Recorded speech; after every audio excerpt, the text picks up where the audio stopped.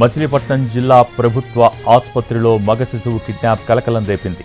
అర్ధరాత్రి గైనిక్ వార్డులో చొరబడ్డ మహిళ నర్సు వేషంలో వచ్చి చిన్నారిని ఎత్తుకు వెళ్లింది.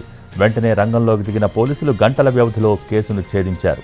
మగ శిశువును తీసుకువెళ్లిన మహిళను గుర్తించి సురక్షితంగా తల్లి వద్దకు చేర్చారు పోలీసులు. సెక్యూరిటీ లోపంపై ఆగ్రహం వ్యక్తం చేసిన ప్రజలు కృష్ణా జిల్లా పోలీసుల్ని అభినందిస్తున్నారు.